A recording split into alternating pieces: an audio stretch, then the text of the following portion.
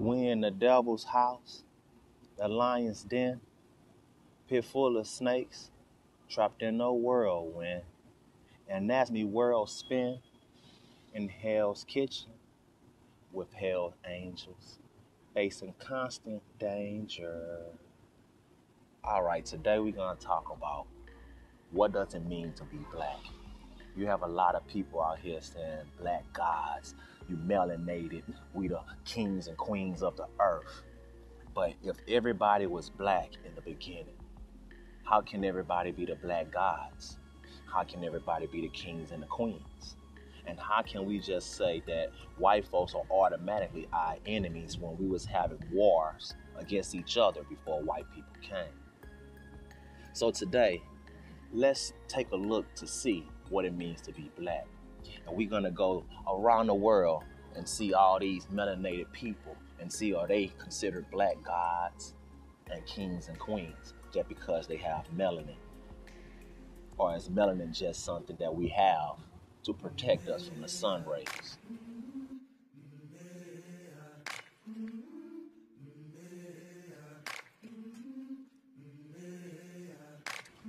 So we're gonna start off with the African pygmies. They're a group of people that live in the Congo. They're considered the world's shortest people. We go around, we're just gonna take a couple look at the pictures.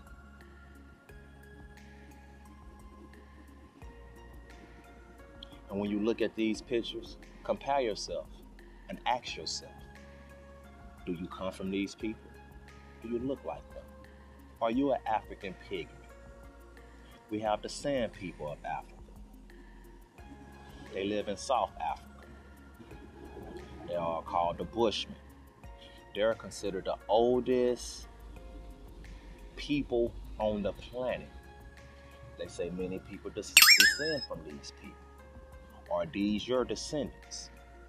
Do you resonate with the sand people of Africa or the Bushmen?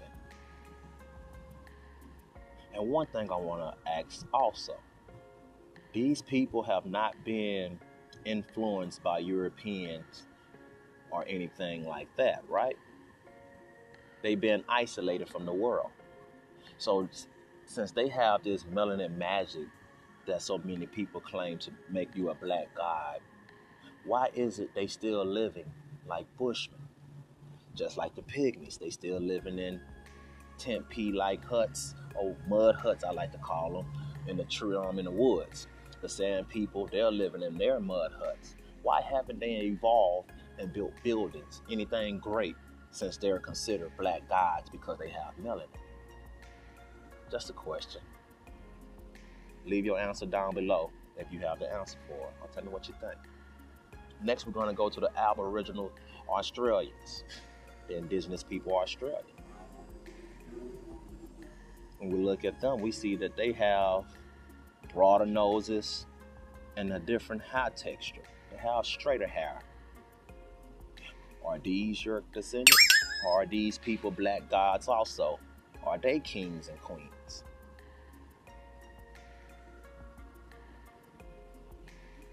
We have the Melanasians next. They live in Fiji Islands, New Guinea, somewhere around the Indonesia area, Somalian Islands. And when we look at them, one, they are beautiful people. When we look at the Melanasian people, what stands out is their natural blonde hair, their natural blue eyes. This is not no European trait. This is their own trait. They are not influenced by the Europeans or anything. Haven't had no mixture with the Europeans. And still, they live in, we're not going to say mud huts, but they kind of still live in third world conditions. And they haven't been or haven't had anything stolen by the Europeans as far as their culture. So where are their pyramids? Where are their temples?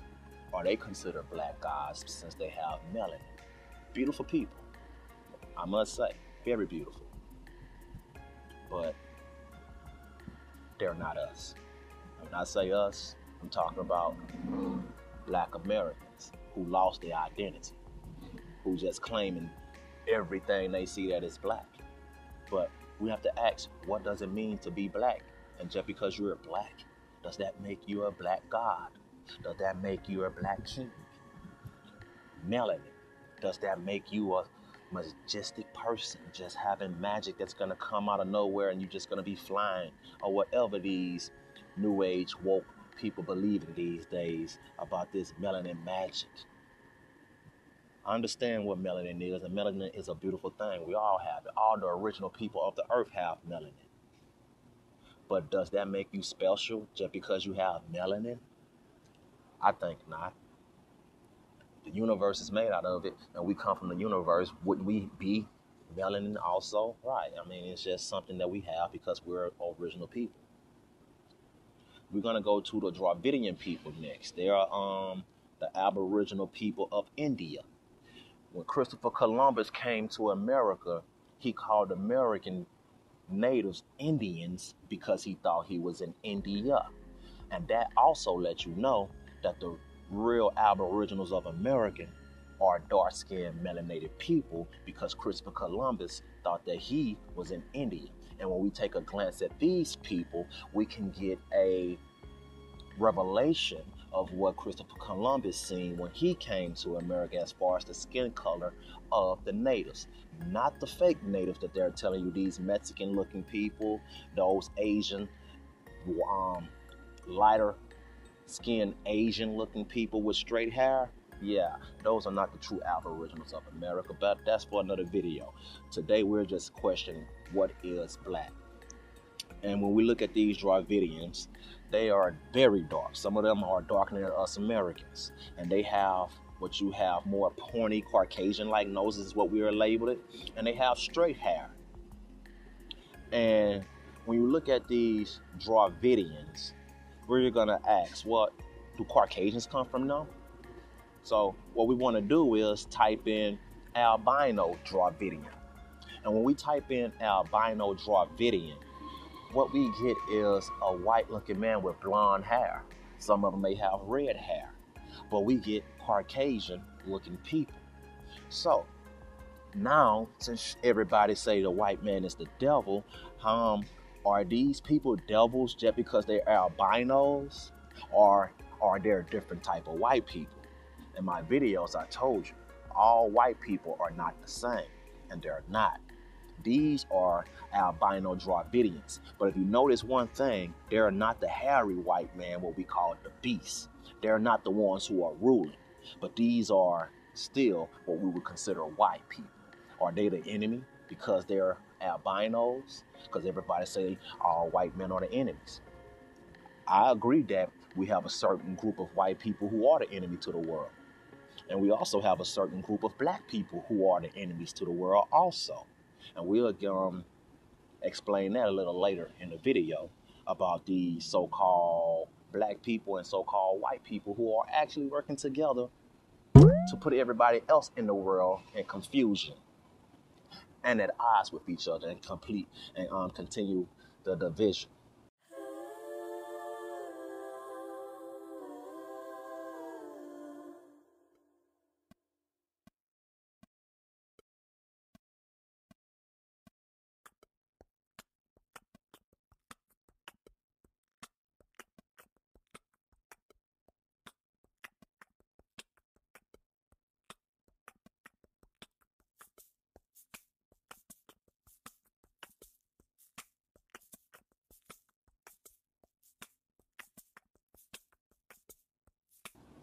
Next, we're going to go to the Aboriginal people of Asia, the true Asians.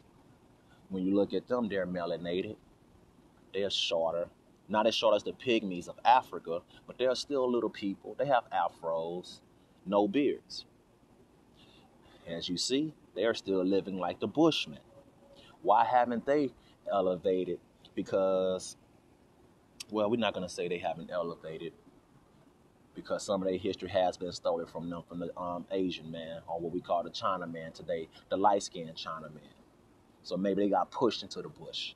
I'm not going to say that they never evolved, because if you study the history of China and everything, those was melanated people who built the Great Wall, etc., etc., which we'll probably talk about on another video, but not today.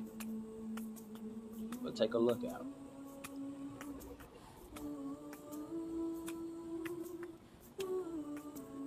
These are real Asians, melanated Asians. So I asked, what does it mean, again, to be black?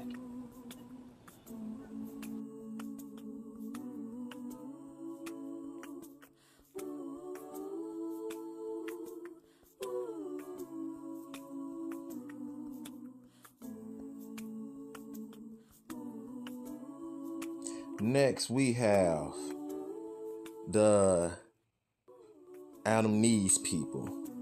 They're indigenous to the Andaman Island of India. It's an island off of India. And when you look at these people, they have a little short statue, smooth, shiny, very dark, very rich in melanin skin. And when you look at how they living, and also these people haven't been disturbed by Europeans until maybe 30 some years ago, something like that. I don't really know the exact time, but they just now being introduced to the Europeans. But as you see, they are still living in the so-called mud hut in the woods, TP conditions, but they are melanin rich. So why haven't they evolved to build them great civilizations, since everybody say melanin makes you great?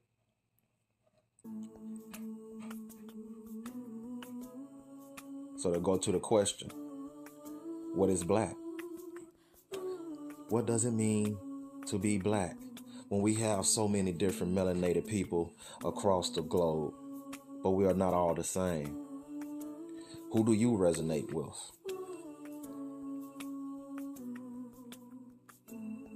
I know most people say they resonate with the Egyptians. We are the Egyptians. And I'm here to tell you that we're not. Look at the Egyptians. They favor us big time. We look like them, and I can see why a lot of people say that we are them. But these are not our ancestors. Are we related? Yes. We're related. But we're related through Joseph when he went to Egypt, right? And he married an Egyptian woman and had 2 children. And then the Israelites came after Joseph. So while the children of Israel was in Egypt, I'm sure they had Egyptian wives. So we do have a connection. But you are your father's seed. So since we are the seed of Israel, we are not Egyptians. But we favor them because, you know, some of our ancestors mixed with them. So the people who are really the Egyptians today are called the Afar people. And when you look at the Afar people, they still wear their hair the same as the Egyptians. They still have their roots. They never lost their culture. They just got moved from their land. So we know these people here, they've been kicked out of their land no different than how we got kicked out of our land. But they did great things as the Egyptians. We're not taking that away. But you have a lot of Americans claiming to be, hey, we Egyptians. I see you with your ankh on. And I'm here to say the Egyptians had us in bondage. They had us enslaved. And when we was in Egypt, for the ones who don't believe in the Bible, well, you'll be like, okay, since we was in Egypt, where's the proof of us being in Egypt? Well, in Genesis 46:34, Joseph instructs his brothers to tell Pharaoh that they are shepherds so that they will be kept apart from the Egyptians. Kept apart from the Egyptians. Because to the Egyptians, being a shepherd was an abomination. And guess what we have? Proof. These are statues of the shepherd kings of Egypt. Or they call them the Hyksos. When you notice, guess what? They have beards, something the Egyptians don't have. And the Egyptians do have small little beards, but we talking about long beards hanging to the chest. And when you look at the hair, It's not in afros. It's dreadlocks. Dreadlock Rasta. Yeah, we kept our heritage also, just like the Afar people kept their heritage. Don't we still wear our dreadlocks? And we are known as the Shepherd Kings or the Hyksos. So here's your proof of us in Egypt. Take a look. Give y'all a second.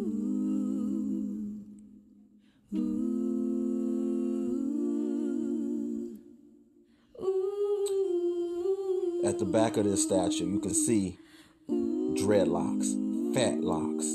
Who wear their hair like that? Right. We never lost our culture. We're embracing our culture.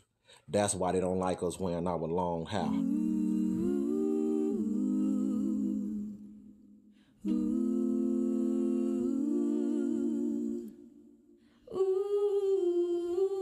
And research this yourself.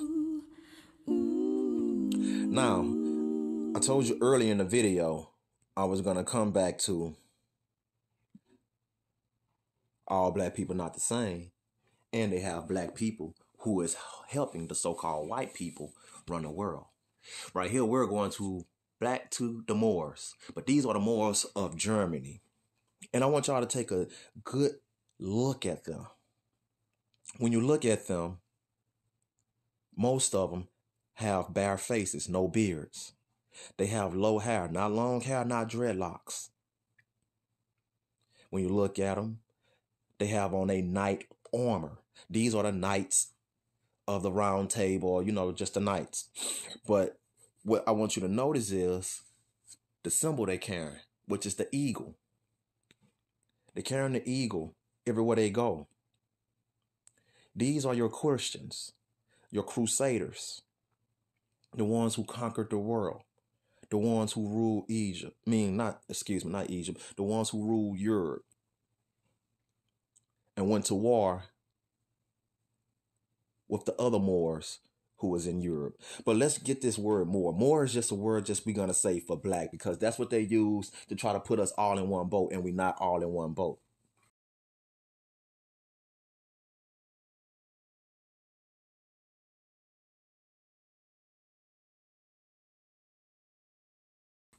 And when you see these Moors, who are they working with? Right, the so-called white man. And you remember I told you all white people are not the same.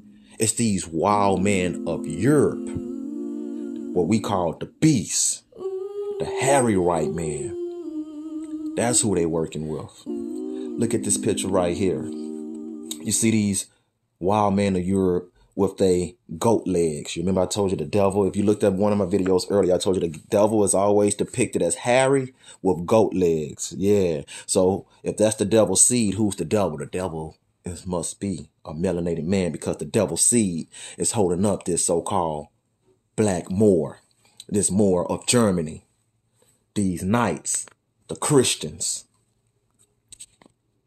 And we're going to look at the coat of arms. When you look at the coat of arms, who you see? You see the wild man holding up the black man, the black Moors. Take a nice look. Wild man holding up black Moors. We have a picture here of a wild man, and look at his shield. You see the dragon.